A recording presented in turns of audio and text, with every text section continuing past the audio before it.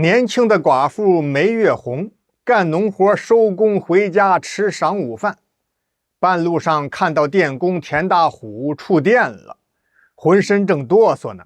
梅月红丝毫没有犹豫，抡起铁锹，一铁锹把就打在了田大虎的胳膊上。电工田大虎哎呀一声，丢开手里的电线，左手捂着右胳膊，疼得在原地直跺脚。梅月红，你干什么？田大虎为什么这样问呢？感情他并没有真的触电，而是在假装触电，逗小孩子开心呢。另一位电工李介贤的儿子阿宝，不但没有被逗乐，反倒吓哭了。李介贤一边哄着儿子阿宝，一边就告诉了梅月红实情。梅月红也有点生气。田大虎，这事儿有开玩笑的吗？你还怪起我来了，我倒是想拨开电线来着，这不是没找准位置吗？才打了你的胳膊。嘴上虽然硬气，可梅月红一看田大虎的胳膊，哎呦，已经肿起来了，大概骨折了吧。大虎，我看你伤得不轻，快上车，我拉你去医院看看。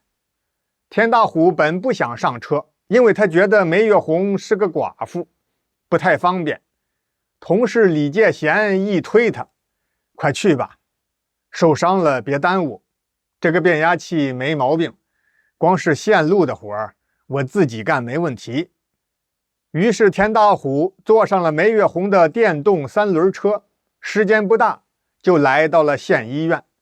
果然是骨折了，幸好没有错位，医生给做了固定之后，开了些药物。田大虎挂着绷带离开了医院。为了避嫌，他让梅月红空车回去了，自己租了一辆车回村子。田大虎哪里知道，短短2-3个小时的时间，村子里已经传开了，说是电工田大虎被寡妇梅月红给咬了一口，伤得不轻。还有人说不是咬伤了田大虎，是梅月红怀孕，田大虎陪着上医院去做人流了。总之是说什么的都有，简直是非常离谱。这闲话自然也传进了田大虎的妻子安桂莲的耳朵。回到家之后，田大虎告诉妻子桂莲，我今天爬高不小心摔伤了胳膊，哎，真倒霉。妻子安桂莲本来还比较平静，可一听丈夫这几句话，她火了。田大虎，你学会瞪眼说瞎话了呀？人家李介贤早已经告诉我了，你是被梅月红给打伤的，瞒着我干嘛？莫非你们之间真有什么见不得人的事情？田大虎刚想争辩几句，大门一响，村主任来了。大虎啊，我刚知道，怎么着，上午干活差点触电是吧？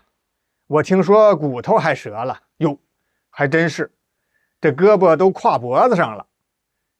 村主任人真不错，他是来关心关心田大虎，让他好好安心养伤。另外也听说了一些个关于田大虎和梅月红的闲话。桂莲啊，那些个谣言你千万别相信，全都是捕风捉影，没有的事儿。大虎绝对是个本分人。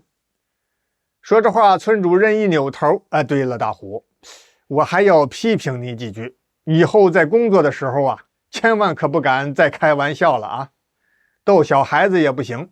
今天这事儿主要还是得怪你自己，你说对不对？田大虎只能是点了点头。村主任又似乎突然想起个事儿，哎呀，我得赶快走了，去找一下妇联主席，让他尽快啊帮梅月红介绍个对象，这都守了3年多了，也算蛮可以的了。村主任走后，安桂莲本来就皱着的眉头锁得更紧了。田大虎，就这点事情，怎么还至于刘主任亲自跑一趟？是不是你把他请来的？另外，刚才他说要给梅月红介绍对象，你难受什么？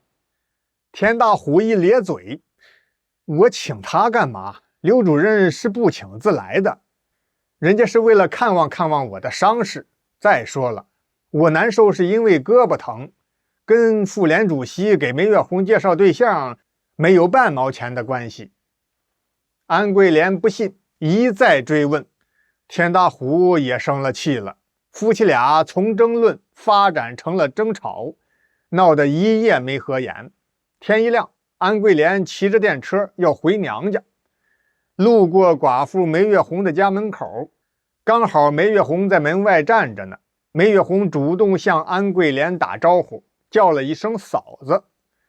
由于昨天刚把人家丈夫的胳膊给打骨折了，梅月红脸上的微笑有些不自然，带着几分歉意。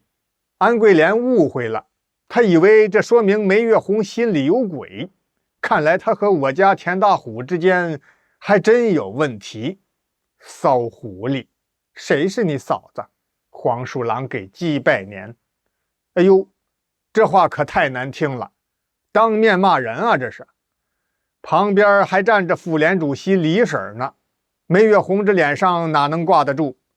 于是他还了一句：一个靠破坏别人家庭上位的，反倒怀疑起好人来了。呵，这话是揭短啊。安桂莲更不干了，她把电动车一扔，上来就伸手跟梅月红打了起来。妇联主席李春娥拉也拉不开，赶忙就给村主任打了电话。村主任一边往这边赶，同时也打电话告诉了电工田大虎，让田大虎来把媳妇儿领回家。听到吵架声，来看热闹的乡亲们也全都跟着劝。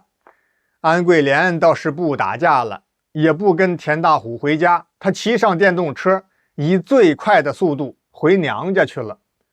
梅月红也哭着回了自己的家。田大虎挎着受伤的胳膊独自回家，咱先不说，单说村主任回到办公室之后，催促妇联主席李春娥：李婶儿，给梅月红介绍对象的事情你就抓紧办吧，寡妇门前是非多，不能拖着呀。李春娥便赶到了邻村一个叫安连洲的单身男青年的家里。连洲啊，我这次来不是来修冰箱彩电，是来给你介绍对象的。感情这位安连洲有修家用电器的技术，开了一家维修铺。由于性格有点固执，30出头了还是单身。李婶儿，谢谢您啊，让您操心了。说着话，安连洲递过来一杯茶水，李春娥喝了一口，然后把茶杯一放。连洲，这女方啊，是我们村的，叫梅月红，命苦，结婚不到3天，那短命的丈夫就死了，到现在3年多了，一直是一个人过日子。我看跟你挺合适。听着李春娥的介绍，安连洲脸上露出了喜悦的表情。这时候门一开，闯进来一个人，把妇联主席李春娥给吓了一跳。您说有多巧，来人正是电工田大虎的妻子安桂莲。哥，我家电视机坏了，你啥时候有空过去给看看呗。哎，李婶儿，你怎么在这儿？原来这单身青年安连洲是安桂莲的堂兄，一爷之孙。一听说李春娥是来说媒的，要把梅月红介绍给他堂兄，安桂莲可生了气了。哥，你千万可别同意啊，那个女人不能娶。安桂莲一口气说了许多梅月红的坏话。妇联主席李婶心想，完了，今天这媒是保不成了，现在这安连洲小伙子还不得对我怒目而视啊。李春娥扭脸一看，嘿，小伙子安连洲正用眼睛瞪他的堂妹呢。桂莲，你胡说些什么呀？梅月红我早就认识，她可不像你说的那样。我叔已经告诉我了，你昨天为什么从婆家跑回来？我劝你啊，还是尽快回婆家去，别让你家田大虎真的生了你的气，跟你离婚。感情梅月红曾经是安连州的同学，安连州一直暗恋着梅月红呢。第二天，安连州到梅月红家相亲的时候，硬是把堂妹安桂莲也给带回来了，送到了妹夫田大虎家。安桂莲终于想明白了，都是自己冤枉了丈夫田大虎，也就夫妻和好了。不久之后，迎亲的队伍吹吹打打，把新娘梅月红接进了安连州的家里。